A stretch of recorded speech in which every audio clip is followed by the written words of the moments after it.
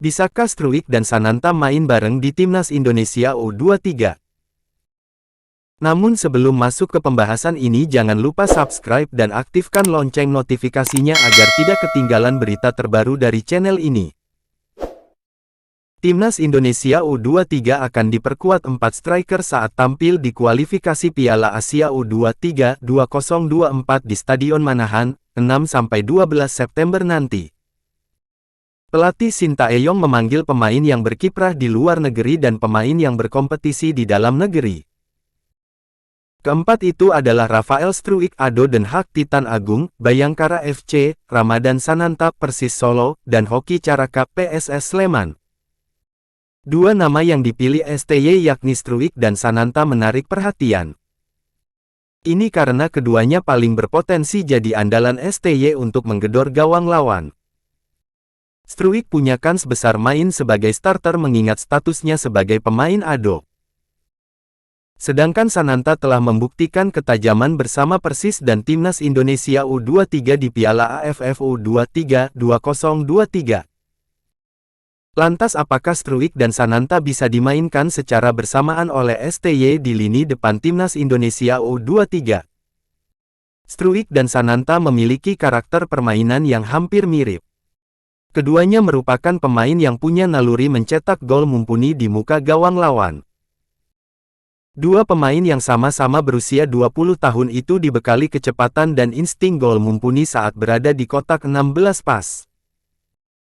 Meski begitu, kedua pemain ini sepertinya bisa saling mengisi jika diduetkan sebagai tombak kembar dalam formasi 4-4-2 atau 3-5-2. Struijk juga pemain yang lebih fleksibel. Pemain kelahiran Leidschendam, Belanda itu bisa bermain sebagai second striker dan penyerang sayap. Dua posisi itu diperankan oleh Struijk bersama Ado saat masuk sebagai pemain pengganti di pentas Eerste Divisi. Artinya, Struijk bukan hanya bisa jadi tandem Sananta tetapi juga berperan sebagai penyerang sayap saat Shin Tae-yong memilih untuk menggunakan 3 pemain depan. Sementara itu, Sananta lebih bertipe striker yang banyak bergerak di ruang penalti lawan. Koleksi 4 gol di Persis dan 2 gol saat Timnas U23 finish sebagai runner-up di Piala AFF U23 2023 jadi bukti ketajaman mantan pemain PSM Makassar tersebut. Kerja sama Struijk dan Sananta pun diharapkan bisa berjalan baik saat Timnas Indonesia U23 bersua Turkmenistan dan Taiwan di grup K kualifikasi Piala Asia U23 2024, 6–12 September mendatang. Pemain naturalisasi Ivar Jenner memberikan responnya setelah mendapatkan panggilan Shin Tae-yong untuk memperkuat Timnas Indonesia U23 jelang kualifikasi Piala Asia U23 2024. Nama Ivar Jenner masuk daftar 27 pemain yang dipanggil pelatih Shin Tae-yong untuk membela Timnas Indonesia U23 di kualifikasi Piala Asia U23 2024. Pertandingan itu akan digelar di Solo pada 9–12 September tahun 2023 mendatang. Reaksi Ivar Jenner disampaikan melalui unggahan story di Instagram, Selasa, 29/8 malam WIB. Ia menyatakan kesiapan membela skuad Garuda Muda. Siap, tulis Ivar di Instagram story-nya. Ivar Jenner bukan satu-satunya pemain naturalisasi yang dipanggil ke Timnas Indonesia U23 di kualifikasi Piala Asia U23 2024. Ada pula nama Rafael Struijk dalam daftar tersebut. Jalan terjal Timnas U23.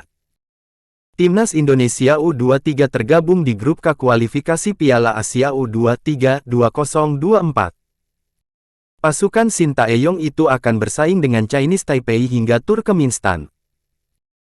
Timnas U23 akan menghadapi Chinese Taipei lebih dulu di Stadion Manahan, Solo, tanggal 9 September tahun 2023.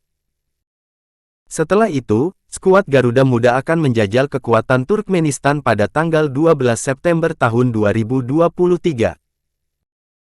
Timnas U23 wajib memenangi 2 laga tersebut untuk bisa lolos ke putaran final Piala Asia U23 2023. Bila menjadi runner-up, maka akan bersaing di klasemen kecil yang memperebutkan 4 slot ke turnamen yang digelar di Qatar itu. Tiket ke Olimpiade 2024. Piala Asia U23 2024 akan digelar pada 15 April-3 Mei 2024. Ajang ini juga memperebutkan tiket ke Olimpiade Paris 2024. 3 tim teratas pada ajang tersebut akan mendapatkan tiket ke Olimpiade. Perjalanan yang tak mudah karena timnas Indonesia akan bersaing dengan tim-tim terbaik kelompok umur di Asia.